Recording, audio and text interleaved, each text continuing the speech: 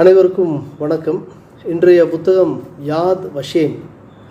கன்னடத்தில் எழுதப்பட்டு தமிழுக்கு மொழிபெயர்க்கப்பட்ட ஒரு புத்தகம் யாத் வஷேம். மிக மிக அற்புதமான ஒரு புத்தகம், அற்புதமான ஒரு வாசிப்பு, ஒரு பெரிய ஒரு இம்பேக்ட் க்ரியேட் பண்ணுற ஒரு வாசிப்பு. இதை வெளியிட்றவங்க எதிர் வெளியீடு இந்த மாதிரி நல்ல பியூட்டிஃபுல்லான புக்ஸ் எல்லாத்தையும் வெளியிட்ருக்காங்க.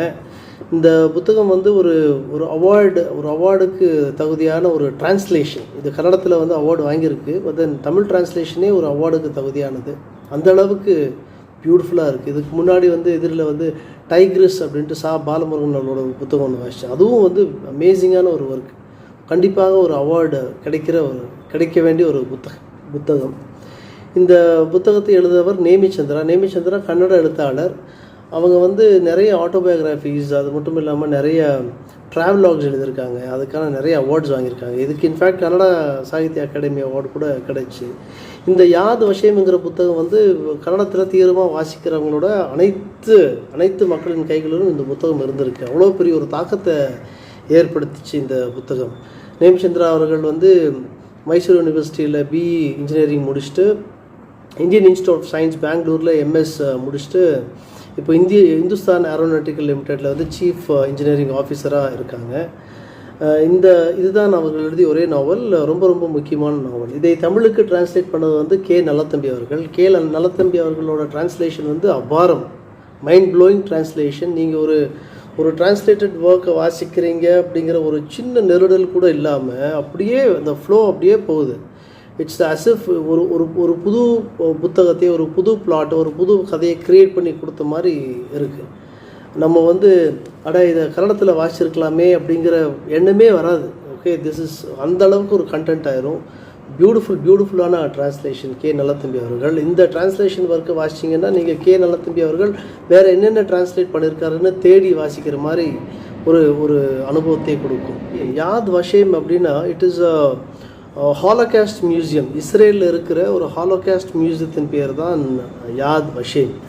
அந்த ஹாலோகாஸ்ட் அப்படின்னா என்ன அப்படின்னா, இந்த அரக்கன் ஹிட்லர் ஆட்சிக்கு வந்தார் 1935 டு பி ப்ரிசைஸ். இந்த செகண்ட் வேர்ல்டு வார் டைமில் 1941 to 45 மோர் தென் 6 மில்லியன் யூதர்களை கொண்டு குவிச்சாங்க. எல்லாமே மாஸ் கில்லிங் தான். எல்லாத்தையும் ரூமில் அடித்து ஒரு பாய்சனஸ் கேஸை உள்ளே விடுறது, கண்ணில் தெரிகிற எல்லாத்தையும் கொள்வது. யூதர்களே இருக்கக்கூடாது, யூதர்களை அழித்தா மனிதனம் சரியாரும்னு ஒரு நம்பிக்கையை க்ரியேட் பண்ணி ஹிட்லரும் அந்த நாசி கவர்மெண்ட்டும் இந்த ஃபேசிஸ்டான நாசி கவர்மெண்ட் மோர் தென் 6 மில்லியன் பீப்புள். அவர் என்ன சொல்கிறாருன்னா, இந்த யூதர்கள் பெஸ்ட்டுக்கு விட ரொம்ப மோசமானவர்கள். அது மட்டும் இல்லை, இந்த யூதர்கள் மட்டும் இல்லை, உடல் ஊனமுற்றவர்களையும் சேர்த்து கொண்டாங்க. இது நம்ம ஹிஸ்ட்ரியிலே இந்த அளவுக்கு ஒரு பெரிய ஜீனோசைட் நடந்திருக்கா அப்படின்னா இல்லை, ரொம்ப ரொம்ப மோசமான ஒரு ஜீனோசைட். இந்த ஜீனோசைடு ஹாலோகாஸ்ட் அப்படிங்கிறாங்க. 1941 to 45. நல்ல வேளை 1945 அவனையே சூசைட் பண்ணிட்டான். இல்லைன்னா இது தொடர்ந்து இருக்கலாம், இன்னும் நிறைய மனிதர்கள் கொல்லப்பட்டிருக்கலாம். இதில் எக்ஸ்ட்ரிமேஷன் கேம்ப்ஸ் வச்சாங்க. அப்படின்னா மனிதனை கொல்வதற்கான கேம்ப்ஸ் வச்சாங்க.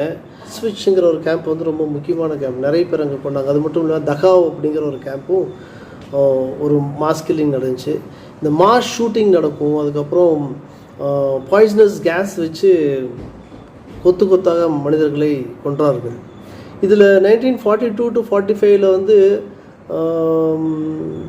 அந்த ஒரு காலங்கள் பார்த்தா ஒரு 3 வருஷம். 1945 ஹிட்லர் சூசைட் பண்ணி இறந்துடுறாரு. அந்த டைமில் நிறைய ஹியூமன் எக்ஸ்பெரிமெண்ட்ஸ் பண்ணாங்க நாசி ஃபாசிஸ்ட் கவர்மெண்ட். அதாவது இதில் டாக்குமெண்ட் ஆனது ஒரு 15,000 டாக்குமெண்டட் விக்டிம்ஸ் இருந்தாங்க. வேறு நேஷ்னாலிட்டி, வேறு ஏஜ் குரூப்பு. ஆனால் இதில் நிறைய பேர் ஹியூமன் எக்ஸ்பெரிமெண்ட்ஸ் பண்ணாங்க. இந்த ஹியூமன் எக்ஸ்பெரிமெண்ட்ஸ் என்ன அப்படின்னா, மெடிசனில் ஏதோ ஒரு கண்டுபிடிப்பாங்க. நம்ம இப்போ ஒரு விலங்கு மேலே, ஒரு எலி மேலேயோ இல்லை வேறு ஏதோ ஒரு பிராணி மேலேயோ அந்த மருந்தை எக்ஸ்பெரிமெண்ட் பண்ணுவோம். அது கூட இப்போ தடை இப்போ இருக்குது. ஆனால் அப்போ அந்த எக்ஸ்பெரிமெண்ட்ஸ் எல்லாம் happened directly on the juice. அந்த யூதர்களில் யார் இளமையாக நல்லா ஸ்ட்ராங்காக இருக்காங்களோ அவங்களை கூப்பிட்டு அவங்க மேலே இந்த எக்ஸ்பெரிமெண்ட்டை நடத்துறது. சில எக்ஸ்பெரிமெண்ட்டெல்லாம் நம்மளால் வாசிக்கவே முடியாது. எல்லாமே இருக்குது, ஆன்லைனில் இருக்குது, பார்த்தா வாசிக்கவே முடியாது. அதாவது இந்த நாசி கவர்மெண்ட் அவங்களோட சோல்ஜர்ஸ் வந்து போர்க்காலத்தில் சண்டையிடுறப்போ குண்டடி பட்டுரும், அதுலேருந்து பிளட்டு வராமல் இருக்கணும்னா அந்த பிளட்டை கோஆகுலேட் பண்ணுறதுக்கு ஒரு மருந்து கண்டுபிடிக்கிறாங்க, பாலிகல் டேப்லெட்ஸ் அப்படின்னு சொல்லிட்டு. இந்த கன் ஷாட் ஊன்ஸ் எல்லாத்தையும் ஸ்டாப் பண்ணுங்கிற நம்பிக்கையில் இப்போ இதை வந்து எக்ஸ்பெரிமெண்ட் பண்ணி பார்க்கணும். அப்போ ஒரு யூத்தனை கூப்பிட்டு அந்த மருந்தை, அந்த பாலிகல் டேப்லெட்ஸை கொடுக்குறதுக்கு முன்னாடி அவனுக்கு அங்கே ஒரு குண்டடி பட்டு அவனுக்கும் ரத்தம் வந்துட்டுருக்கணும். ஸோ அதை பண்ணுவாங்க. இது எப்படி பண்ணுவாங்கன்னா, எந்த ஒரு செடேட்டிவும் இல்லாமல். இதில் விட ரொம்ப கொடுமையான விஷயம் என்னென்னா, ஒருத்தருக்கு கிட்னி கூட எடுத்துட்டாங்க, 2 கிட்னி எடுத்துட்டாங்க, எந்த ஒரு செடேட்டிவும் கொடுக்காம ஒரு அன்சானிட்டரி கண்டிஷனில். It's the worst and worst you ever see in any history. அந்த அளவுக்கு வந்து இந்த நாசி கவர்மெண்ட் வந்து ரொம்ப ஒரு அராஜகத்தில் இருந்தாங்க. இதில் வந்து போன் டிரான்ஸ்பிளான்டேஷன் நடந்திருக்கு, மசில் டிரான்ஸ்பிளான்டேஷன் நடந்திருக்கு, நர்வ் டிரான்ஸ்பிளான்டேஷன் எக்ஸ்பெரிமெண்ட்ஸ் நடந்திருக்கு. கொடுமையான விஷயம் என்னென்னா, ட்வின்ஸை வச்சு எக்ஸ்பெரிமெண்ட் பண்ணியிருக்காங்க. அதாவது மெங்கீல் அப்படின்ட்டு ஒருத்தர், அவங்க அந்த டாக்டர்ஸ்க்கெல்லாம் பேர் இருக்குது. ஒருத்தனை வந்து கோஸ்ட் அப்படிங்கிறாங்க, ஒருத்தனை வந்து ஏஞ்சல் ஆஃப் டெத் அப்படிங்கிறாங்க. நண்பர் இடத்துல பேசிக்கிறப்போ சொன்னார், அவங்களது வந்து மினிஸ்ட்ரி ஆஃப் டெத்துன்னே ஒரு போர்ட்ஃபோலியோ க்ரியேட் பண்ணி வச்சுருந்தாங்கன்னு சொல்லி. இதற்கெல்லாம் அந்த அந்த அந்த ட்வின் எக்ஸ்பெரிமெண்ட்டில் என்ன பண்ணுறாங்கன்னா, ஆல்மோஸ்ட் 43 to 44 இந்த காலகட்டத்தில் தான் நடந்துச்சு. ஆல்மோஸ்ட் 1500 ட்வின்ஸ் வந்து இந்த எக்ஸ்பெரிமெண்ட்டுக்கு வந்து வச்சாங்க. அதில் ஒரு 200 பேர் தான் சர்வே ஆனாங்க. அவங்களும் ரொம்ப நாள் நீடித்து வாழல, இறந்துட்டாங்க. ஸோ இதற்கெல்லாம் நீங்கள் ஒரு இது என்ன சொல்கிறாரு, என்ன காரணம் சொல்கிறாருன்னா, நாங்கள்லாம் ஆரியர்கள், தூய்மையான pure blood, we are all pure. ஆரியர்கள் அல்லாதவர்களெல்லாம் இந்த பூமியில் வாழ்கிறதுக்கே தகுதியற்றவங்க, மாஸ் கிளீனிங் பண்ணுறோம் அப்படின்னு சொல்லிட்டு தான் எல்லாத்தையும் கொண்டாங்க. இந்த ஹாலோகாஸ்ட், இந்த யூதர்களின் மரணம், அவங்களோட ஃபேமிலி, இதெல்லாம் வந்து வைத்திருக்கிற இடம் இஸ்ரேலில் இருக்குது. அந்த இடத்தின் பேர் தான் யாத் வஷீம். ஸோ இந்த புத்தகம் வந்து அந்த ஹாலோகாஸ்ட் பற்றியா இல்லை இஸ்ரேல் பற்றியா அப்படின்னா இல்லை. இந்த புத்தகத்தின் அனைத்து முக்கால்வாசி பக்கங்கள் வந்து நம்ம ஊரில் நடக்குது. அதாவது இந்த ஹாலோகாஸ்ட்டில் வந்து எஸ்கேப் ஆகிட்டு வர்றவங்க நிறைய பேர் இருப்பாங்க. அதில் ஒரு அப்பா பொண்ணும் ஜெர்மனிலேருந்து 2-3 ஊர்களுக்கு எஸ்கேப் ஆகி போய் கடைசியில் இந்தியாவில் வந்து பெங்களூரில் வந்து லேண்ட் ஆவாங்க. ஸோ அந்த கதை வந்து பெங்களூரில் நடக்குது. ஸோ இவங்க வளர்கிறப்போ இந்த அப்பா வந்து இங்கே வந்து ஒரு 2 ஆண்டுகள்லேயே வந்து இறந்துடுறாரு. இந்த பொண்ணு மட்டும் தனியாக இருக்குது. அவளோட யூத பேரை துறந்து அனிதாங்கிற ஒரு இந்தியன் பேரை எடுத்து இங்கே வளர்றான் பக்கத்து வீட்டில். வளர்ந்து இங்கே திருமணம் ஆகிறாள். திருமணமான பிறகு ஒரு மகனும் பிறக்கிறார். அதற்கு பிறகு இவளுக்கு வந்து அவங்க அம்மா, அவங்க அக்கா எல்லாத்தையும் விட்டுட்டு வந்தோம் இல்லையா, அவங்கெல்லாம் உயிரோடு இருப்பாங்களா ஏதோ ஒரு மூலையில், அவங்கள தேடி போனால் பார்க்க முடியுமா அப்படின்னு சொல்லி அவங்கள தேடி போகிறாங்க. பிறகு இவங்களோட அக்கா, இவங்களோட அம்மா, இவங்களோட தம்பி 3 பேரும் விட்டுட்டு வந்திருப்பாங்க. ஸோ அவங்கள தேடி போகிறாங்க, நிறைய நாடுகளுக்கு போகிறாங்க.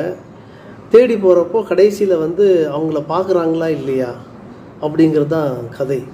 நான் நார்மலாக எல்லாத்துலேயும் பிளாட்டை சொல்லிடுவேன். பிளாட்டை சொல்லிவிட்டு நீங்கள் வாசிங்க, ரொம்ப இன்ட்ரெஸ்டிங்காக இருக்கும். இந்த பிளாட்டை சொன்னாலுமே நீங்கள் வந்து யூ கேன் என்ஜாய் ரீடிங் அப்படின்னு. இதில் வந்து நிறைய அந்த அந்த அந்த கதையை வந்து நம்ம அப்பப்போ ப்ரெடிக்ட் பண்ணலாம். ஆனால் ஒவ்வொரு இடத்துக்கு ஒவ்வொரு கண்ட்ரி போகிறப்போ அவங்களுக்கு ஒரு தடயங்கள் கிடைக்கும். கடைசியில் அவங்க அந்த ஹாலோகாஸ்ட்லேருந்து சர்வைவ் ஆகிருப்பாங்களா, சர்வே வாங்கி அவங்க அம்மா, அவங்க அக்கா, அவங்க தம்பி உயிரோடு இருப்பாங்களா, அதில் யாராவது ஒருத்தர் வந்து இவங்க 70 வயசாக இருக்கும், இந்த வயசில் போய் பார்ப்பாங்களா இல்லையா, அதை நோக்கி தான் இந்த கதை போகிறது. இதில் கடைசியில் வந்து இந்த வார், த நெசசிட்டி ஆஃப் த வார், இந்த வார் செய்யும் பல விஷயங்கள், இதனால் நடக்கக்கூடிய இம்பேக்ட்ஸ், இதெல்லாம் வேணுமா வேண்டாமான்னு நிறைய ஆர்கியூமெண்ட்ஸ் போகும். நமக்குள்ளேயே நிறைய கேள்விகளை வந்து கேட்க வைக்கும்.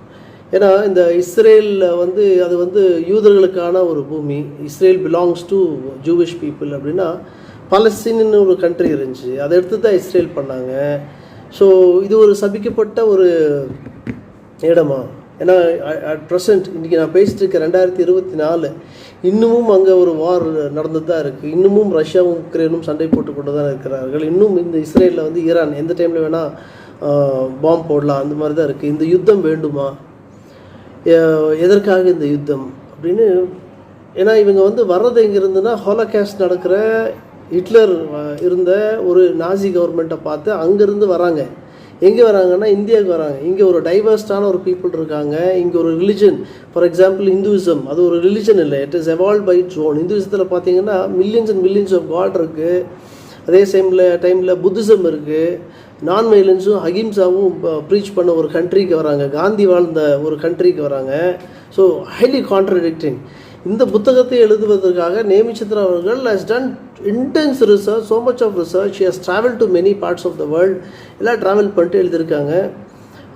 கதை பிளாட்டை சொல்லலை, ஆனால் வாசித்தீங்கன்னா இது ஒரு மிகப்பெரிய ஒரு அனுபவமாக இருக்கும். கண்டிப்பாக வாசிக்க வேண்டிய ஒரு புத்தகம் Yad Vashem by Nemichandra and an amazing translation by K Nallathambi அவர்கள்.